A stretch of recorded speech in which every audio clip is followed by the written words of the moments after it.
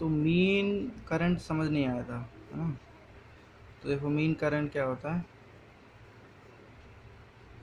जो हमारी definition, same definition जो थी हमारी जो आरएमएस वैल्यू ऑफ करंट वाली, उसमें क्या था, produce same amount of heat. उसमें क्या हीट प्रोड्यूस कर रहा था, ठीक है, स्टडी करंट जो था हमारा, ये किस में था, आरएमएस में, रूट मीन स्क्वायर में। और ये मीन करंट होता है send send same amount of charge, ठीक है।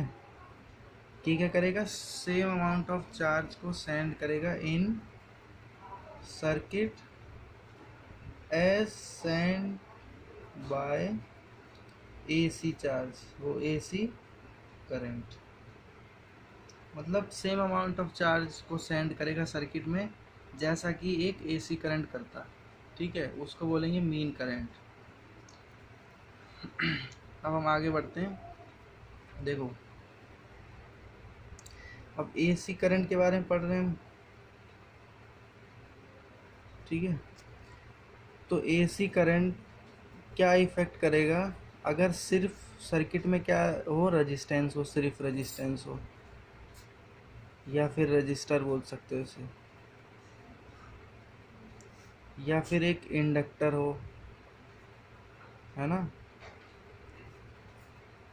और एक कैपेसिटर हो। ये तीन चीज़ों से सर्किट पूरा होता है, एक इलेक्ट्रिकल सर्किट, रेजिस्टेंस और इंडक्टर, कैपेसिटर, रजिस्टर, इंडक्टर और कैपेसिटर, इन तीन चीज़ों से, ठीक है। इन तीन चीज़ों से सर्किट पूरा होता है। तो धीरे धीरे स्टडी करेंगे हम, पहले रेजिस्टेंस का स्टडी करेंगे, फिर इंडक्टर का करेंगे, फिर कैपेसिटर का करेंगे, फिर तीनों को एक सर्किट में लगा के, ठीक है, तीनों को एक सर्किट में लगा के फिर स्टडी करेंगे, ठीक है। तो पहला हम क्या करते हैं, AC circuit having register only, ठीक है, और हमें करंट की इक्वेशन निकालनी है। तो ये हमने एक रजिस्टर लगा दिया सर्किट में और एक एसी सोर्स लगा दिया है, करंट का एसी सोर्स। एसी सोर्स को इस तरह से शो करते हैं, ठीक है, एसी सोर्स लिख दो इधर, रेजिस्टेंस आर, ठीक है, आर रेजिस्टेंस। तो ये एसी सोर्स, इस पे जो पोटेंशियल लगाएगा, ठीक है, वो कितनी होगी, E is equals to E naught sine omega t, है ना, यही तो होगी, E is equals to E naught sine omega t. और हमें एक इक्वेशन पता है, I is equals to E by R, ये इक्वेशन पीछे पढ़ के आए हम, ठीक है। तो करंट की इक्वेशन क्या हो जाएगी, ई बाय आर, तो ई ये भी है, तो इस वैल्यू को पुट कर सकते हैं इसकी जगह। तो देखो E naught sine omega t upon R, ठीक है। हमने क्या किया, ये इक्वेशन यूज़ करी। अब इसमें ई आ रहा था, ई मतलब वोल्टेज या पोटेंशियल कुछ भी बोल सकते हो, और पोटेंशियल जो अप्लाई हो रहा है वो इतना है, तो उसकी जगह हमने पुट कर दिया और ये करंट की इक्वेशन आ गई हमारे पास, ठीक है। अब हमारे पास यहाँ गौर से देखो ई नोट बाय आर है, ठीक है, ई नोट बाय आर। तो हमें पता है I is equals to E by R होता है, तो ई नोट अगर लग गया तो यहाँ आई नोट हो जाएगा, ठीक है। तो ई नोट बाय आर की वैल्यू क्या हो गई, आई नोट हो गई, सॉरी लिख नहीं रहा, दोबारा से बता देता हूँ। हमें पता है कि I is equals to E by R होता है ना, इक्वेशन से। अब यहाँ पे ई नोट अगर लगाऊंगा तो मैं यहाँ आई नोट लगाना पड़ेगा, है ना। और ये तो ई नोट बाय आर की वैल्यू क्या हो गई, आई नोट। यही आई नोट हम कहाँ पुट कर देंगे, यहाँ, ई नोट बाय आर की जगह आई नोट। तो आई हमारा कितना आ गया, I is equals to I naught sine omega T, ठीक है, I is equals to I naught sine omega t. और ई की हमारी क्या इक्वेशन थी, E is equals to E naught sine omega T. तो हम यही चीज़ देखते हैं कि करंट और वोल्टेज दोनों सेम है, ठीक है। तो हम यहाँ लिख देंगे current and voltage are in same phase. देखो सेम फेज में ना, ये भी ओमेगा टी फेज में और ये भी ओमेगा टी फेज में है।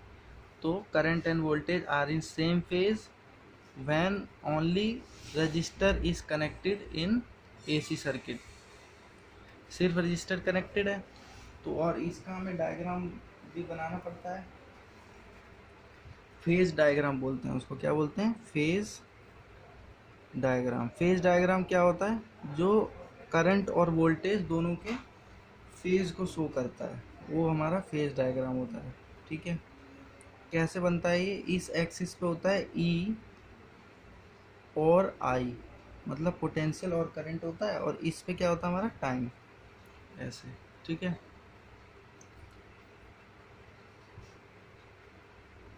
तो दोनों क्या रहेंगे? सेम फेज में रहेंगे, ठीक है। ई और ये आई, देखो सेम फेज, और फेज कहाँ से जाएगा? Omega T. ये ओमेगा टी हो गया। देखो ये टाइम पीरियड है, ठीक है। अब ये क्या बता रहा है? फेज बता रहा है। अब दोनों एक ही लाइन में है तो इसका मतलब दोनों का फेज क्या है? सेम है, ठीक है। इस पे अगर हम लेके आएंगे, इस पे लेके आ जाओ ऐसे, ये क्या हो जाएगा? ई नॉट और ये आई नॉट इस तरफ। ये डायग्राम बनाना सीखना है, ठीक है। ई कौन सा? ये जो पोटेंशियल हमने अप्लाई किया था। आई जो करंट, ई और आई ये दोनों। तो ये दोनों देखो सेम फेज में ना, एक ही लाइन में है, और फेज कितना है? ओमेगा टी फेज है, ठीक है। इसको डॉटेड लाइन इस पे लेके आएंगे तो ये आई नॉट की वैल्यू हो जाएगी, यहाँ लेके आएंगे तो ये ई नॉट की वैल्यू हो जाएगी, ठीक है। ये ई और आई इस एक्सिस पे और टी इस एक्सिस पे, इतना याद रखना है। अब एक और डायग्राम बनता है इसका।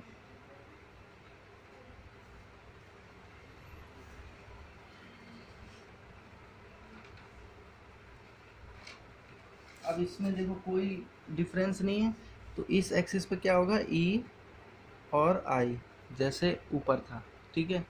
अब फेज में कोई चेंज नहीं है, कोई चेंज नहीं है ना, तो ये ई जा रहा है ऐसे, और यहीं से स्टार्ट हो जाएगा आई, ऐसे, ठीक है। ऐसे बुक में देख लेना, थोड़ा अच्छे से दिखाएगा। मेन पॉइंट क्या है कि दोनों यहीं से स्टार्ट होना है, ठीक है, ओमेगा टी फेज से, मतलब सेम फेज से ये स्टार्ट हो रहे हैं। ई लिख दो और ये आई वाली लाइन है।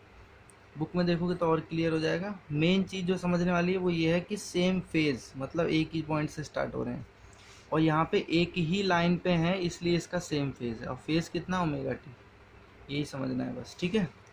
तो ओनली रजिस्टर वाला हो गया। अब आ रहा है ओनली इंडक्टर।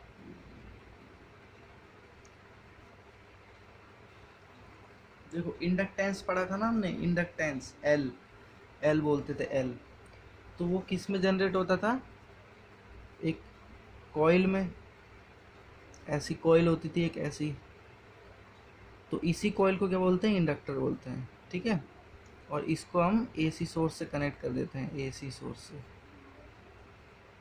ये क्यों ले रहे हैं हम? एक बार रेजिस्टेंस ले लिया, एक बार इंडक्टर ले लिया, क्योंकि एक इलेक्ट्रिकल सर्किट होता है, उसमें ये तीन ही चीज़ होती है: रेजिस्टेंस, इंडक्टेंस और कैपेसिटर, ठीक है। तो हमें एसी सर्किट को स्टडी करना है, ठीक है। अब तो एसी को सब अलग अलग चीज़ के साथ ले लिया हमने। अरे एक बार रेजिस्टेंस के साथ स्टडी किया, एक बार इंडक्टर के साथ स्टडी किया, एक बार कैपेसिटर के साथ स्टडी किया, तब तो हमें पता चलेगा ना। देखो इसमें हमें क्या पता चला कि रेजिस्टेंस जब कनेक्ट होता है तो करंट क्या रहता है? Same phase. करंट और वोल्टेज सेम फेज में रहती है, तो इससे हमें ये पता चला। अब इससे हमें कुछ और पता चलेगा, है ना, ऐसे। तो अलग अलग स्टडी कर रहे हैं। तो इसमें भी जो वोल्टेज इसके अक्रॉस अप्लाई होगी वो सेम होगी, E is equals to E naught sine omega T, ठीक है। आगे देखते हैं। अब पीछे हम पढ़ के आए हुए हैं हमारा क्या? Faraday law.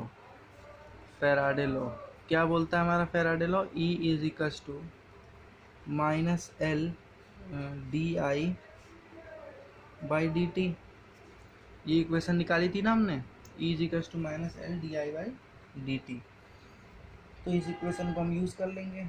यहाँ पे क्या है ई, अब ई की जगह पीछे वाली इक्वेशन यूज़ कर लेंगे, E naught sine omega t is equals to minus L D I by D t. ठीक है,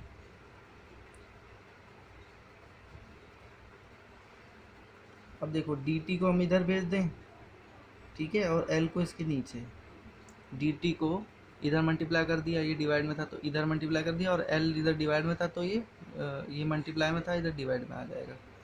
तो क्या इक्वेशन बनेगी, D I is equals to E naught sine omega T D T by L, है ना।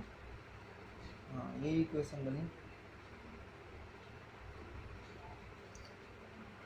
Minus को इधर ही रख लो या इधर रख लो, इधर रख लो। हमने क्या किया, इसको इससे मल्टीप्लाई किया, एल नीचे भेज दिया और इक्वेशन को ऐसे लिख दिया। ठीक है, अब इंटीग्रेट करना पड़ेगा, यहाँ भी डी आई और यहाँ भी डी टी है, तो इंटीग्रेट कर दो दोनों साइड। डी आई का क्या हो जाएगा, आई विद माइनस साइन, और ई नोट बाहर आ जाएगा और एल भी बाहर आ जाएगा, तो ई नोट बाय एल तो आ गया बाहर। साइन ओमेगा टी का कितना होता है integration, cos omega t upon omega, cos omega t upon omega. ठीक है, तो ये 0 से t तक था इंटीग्रेशन।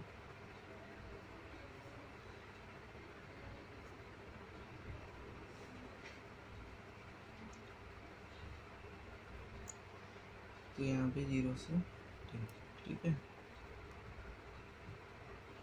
तो ओमेगा को तो बाहर ले सकते हैं, ओमेगा को बाहर ले लो, माइनस आई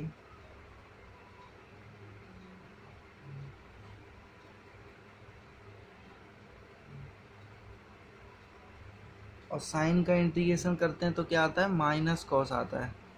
ठीक है, माइनस कॉस आता है ना, तो यहाँ रख लो माइनस, और ये माइनस से माइनस कैंसिल हो गया। ठीक है, तो ई नॉट और इसको ओमेगा को मैंने बाहर ले लिया, L omega, cos omega t, और कॉस 0 कितना होता है 1। ठीक है,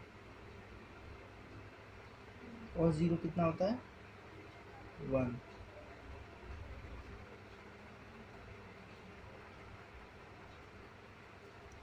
देखो क्या बनेगा, ये cos omega t minus cos 0, तो I naught L omega cos omega t minus 1। ठीक है,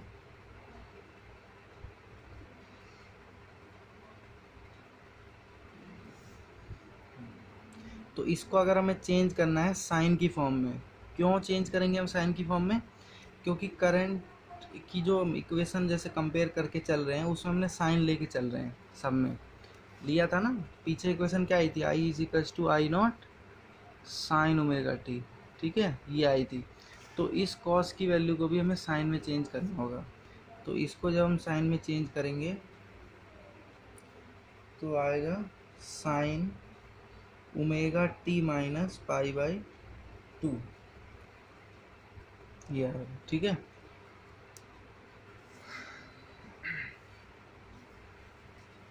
टी माइनस पाई बाई 2, ये हमारी आ गई करंट की इक्वेशन। ठीक है, अब इसमें एक चीज़ देखो,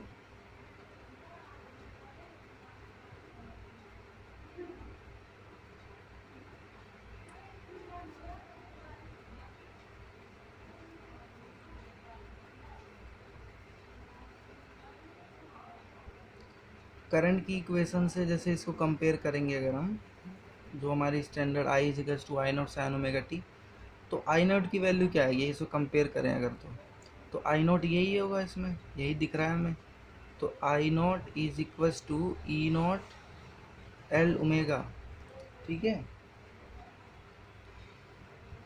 तो हमने पीछे पढ़ा था कि I naught is equals to E naught by R होता है। इसका मतलब ये जो चीज़ है, ये चीज़ रेजिस्टेंस प्रोवाइड करा रही है ना। देखो क्या था, I naught is equals to E naught by R, ये बताया था मैंने, यहाँ भी देख लो चाहे, I is equals to E by R होता है, ठीक है।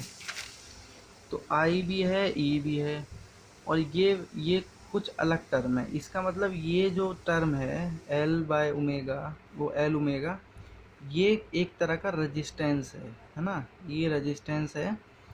और ये रेजिस्टेंस कब आता है? इन case of resistance, in case of inductor,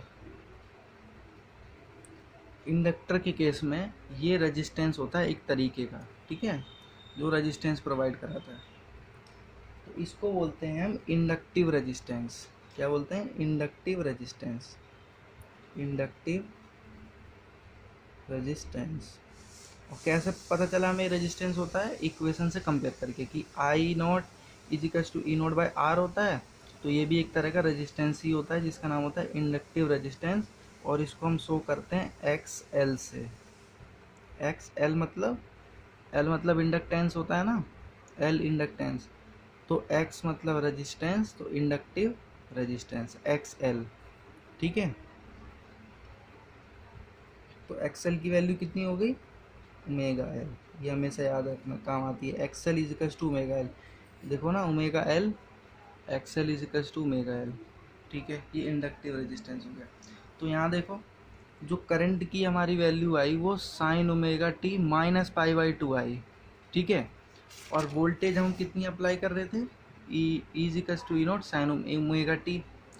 तो करंट जो है इसमें देखो, करंट वो माइनस पाई बाई टू से पीछे है, ये देखो माइनस पाई बाई टू है ना, तो मतलब अब करंट का, और देखो मैं इधर लिख ही देता हूँ, पोटेंशियल हमने कितना अप्लाई किया था? E naught sine omega t. Current की वैल्यू हमारे पास क्या आई? I naught sine omega t minus pi by two. देखो दोनों के फेज में डिफरेंस दिख रहा है ना, फेज में डिफरेंस दिख रहा है। आप सेम फेज में नहीं रहे, रेजिस्टेंस के केस में सेम फेज में थे, आप सेम फेज में ना रह के ये क्या चला गया, करंट जो था वो माइनस पाई बाई टू चला गया, ठीक है।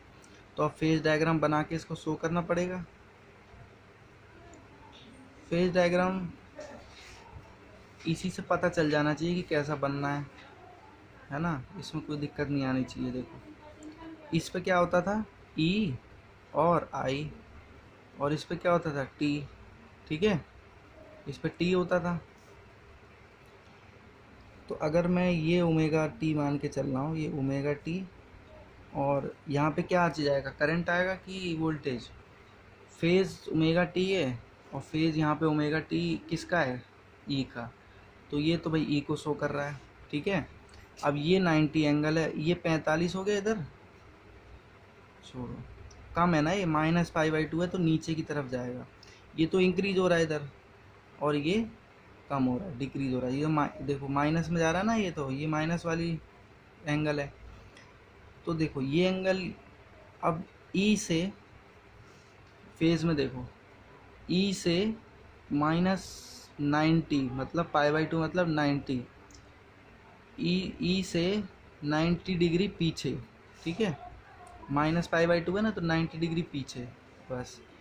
तो देखो ई ये रहा, ई की लाइन ये रही, 90 डिग्री कैसे चलेगा? ये 45 यहाँ तक आएगा, क्योंकि भाई ये पूरा 90 होता है ना ऐसे, तो आधा 45, तो ई 45 इधर आएगा और फिर 45 इधर आएगा, तो इसका मतलब ऐसे बन जाएगा। तो समझ आ रहा है ना, ई से 45 तो 90 डिग्री पीछे हो गया ना करंट, ये देखो करंट आ गया ऐसे, ठीक है। और इसका यहाँ से लिख सकते हो तुम ऐसे, और इसका लिख दो omega t minus pi by to angle, ये बन गया डायग्राम, ठीक है। और इसी तरह वेव फॉर्म में बनाना है, तो देखो वेव फॉर्म में कैसे बनेगा। ये तो ई है जो नॉर्मल स्टार्ट हो रहा है, जो हमने पहले भी बनाया था, ठीक है।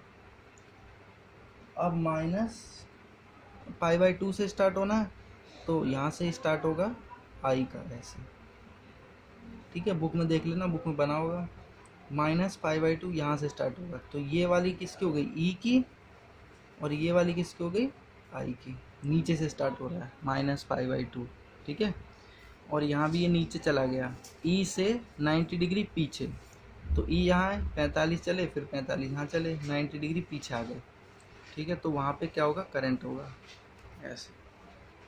ठीक है, 2 पता चल गए हमें। एक और कर लेते हैं।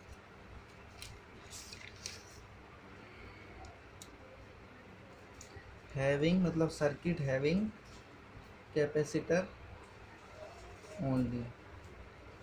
अब इसमें क्या लगा रहेगा, कैपेसिटर लगा रहेगा।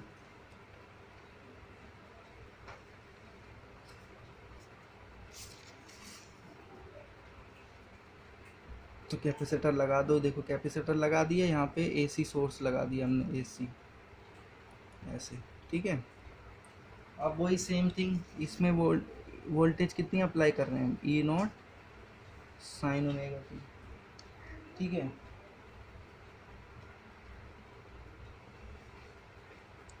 अब कोई भी इक्वेशन हम यूज कर सकते हैं इसमें। ठीक है, हमें सिर्फ करंट निकालना है बाय यूजिंग द इक्वेशन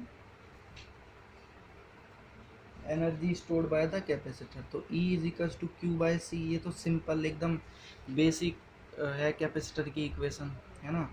इसी से निकाल लेते हैं। देखो E यहाँ है, E ये रहा, तो E यहाँ ऐसे पुट कर दें, E की ये वैल्यू, तो E naught sine omega t is Q by C. ठीक है, अब C को यहाँ मल्टीप्लाई कर दो इधर, तो ये क्या बन गया है,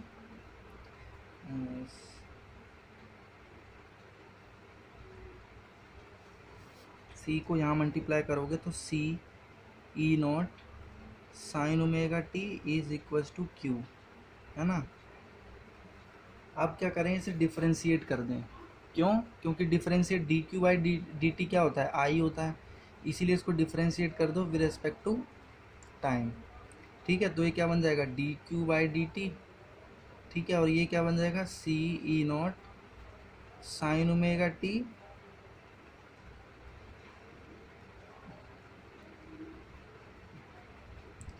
ये किस में आ जाएगा, डी बाई डी टी ये। ठीक है, ऐसे तो डिफरेंशिएट करते हैं। अब देखो इसमें कांस्टेंट क्या क्या है भाई, टी इसमें आ रहा है, तो ये तो बाहर नहीं जाएगा, सी और ई नॉट बाहर चले जाएंगे, और D Q by D T हो जाएगा आई। तो अगली इक्वेशन क्या आएगी, यहीं पे दिखा देता हूँ मैं करके। अगली इक्वेशन आएगी I is equals to C E naught d by D t of sine omega t, और साइन का डिफ्रेंसिएशन कितना होता है, कॉस ओमेगा टी।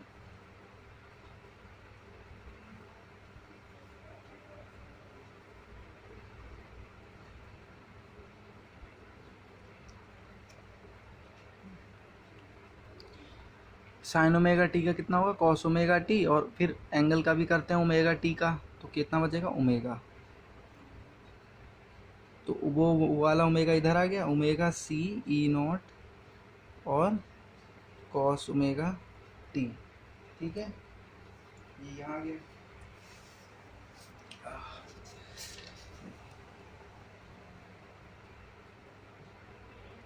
तो आई की इक्वेशन ये आ गई, omega C E naught cos omega T. ठीक है, अब देखो ये ओमेगा सी है, इसको मैं ऐसे लिख सकता हूँ, I is equals to E naught 1 by omega C, है ना। 1 बाय ओमेगा सी का मतलब है ये उल्टा होकर ऊपर ही जाता है। ठीक है, तो मैं मल्टीप्लाई से डिवाइड में ले आया, इसीलिए ये 1 अपॉन हो गया, और कॉस ओमेगा टी यहाँ ऐसे ही रह गया। ठीक है, अब इस कॉस को भी साइन में चेंज करना है। क्यों, क्योंकि हम सारी वैल्यू इधर पोटेंशियल साइन में लेके चले थे, तो करंट का भी अगर हम दोनों को कंपेयर करना चाहते हैं तो यहाँ पे भी क्या होना चाहिए, साइन होना चाहिए। तो कॉस ओमेगा टी को साइन में कैसे चेंज करोगे, वो भी प्लस का होना चाहिए।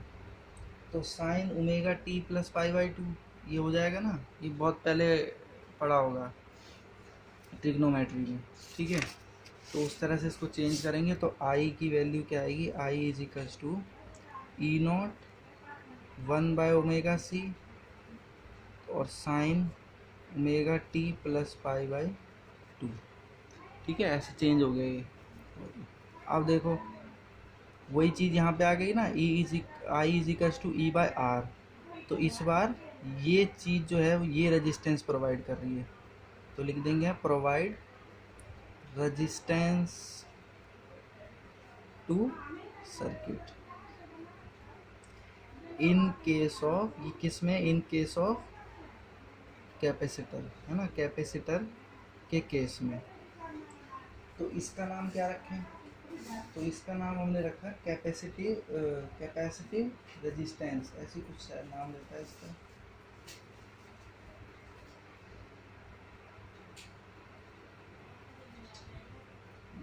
कैपेसिटिव रेजिस्टेंस,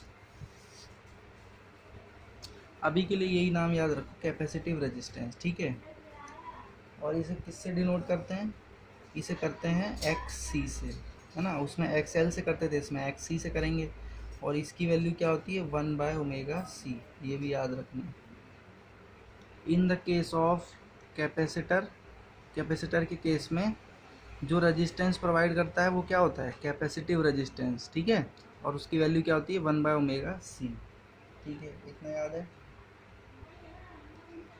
ठीक है। तो करंट की इक्वेशन देखो क्या हो गई, I is equals to I naught sine omega t plus π/2। अब यहाँ पे देखो, और ई की क्या वैल्यू थी हमारे पास, E is equals to E naught sine omega t, जो हम अप्लाई कर रहे थे, ठीक है, पीछे ये था ना ये, ठीक है। तो आप कंपेयर करो दोनों को, तो इस बार करंट π/2 आगे निकल गया, पहले पीछे चला गया था, अब आगे निकल गया, ठीक है। तो फेज डायग्राम बनाओ, इसका फेज डायग्राम बनाना है।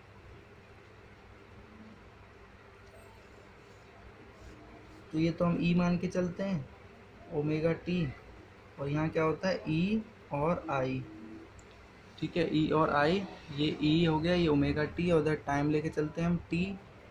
अब देखो पीछे जब गया था तो हम पीछे आए थे कि भाई ये तो कम होता है ना एंगल, यहीं से तो स्टार्ट होता है, ठीक है। और इधर अगर जाने लगेंगे तो 90 से बढ़ने लगेगा। तो देखो π/2 मतलब 90 आगे चला गया, 90 आगे जाने के लिए 45 इधर चलेंगे और 45 इधर चलेंगे, तो यहाँ आ गए हम, ये करंट मिल गया हमें इधर, ठीक है।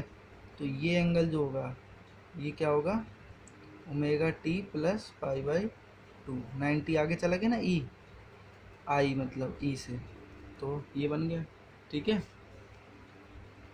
और अगर वेव वाली फॉर्म वाले बनाना है तो ई तो यहीं से स्टार्ट हो रहा है, और ये 90 डिग्री आगे से स्टार्ट हो रहा है, देखो पीछे से हो रहा है तो यहाँ से बना रहे थे, आगे से हो रहा है तो यहाँ से बनाएंगे, तो ऐसे चले गए, ठीक है। ये लाइन किसकी हो गई, जो यहाँ से हो, सॉरी, देखो ई तो यहीं से स्टार्ट होएगा, ठीक है, और लेकिन करंट 90 आगे चला गया अब, तो ऊपर, और पीछे जाता तो नीचे, पिछला वाला नीचे से बनाया था ना, क्योंकि 90 पीछे चला गया था करंट, इस बार 90 आगे चला गया है, क्यों, क्योंकि प्लस π/2 है आई की इक्वेशन में। तो ये आई की वेव हो गई और ये ई की वेव हो गई, ठीक है। तो इधर लिख देना, ये ई की हो गई और ये वाली आई की हो गई, बस, ठीक है। ये 3 सर्किट हमने पढ़ लिए। अब इसके बाद तीनों को इकट्ठा एक ही सर्किट में पढ़ेंगे, वो नेक्स्ट वीडियो में।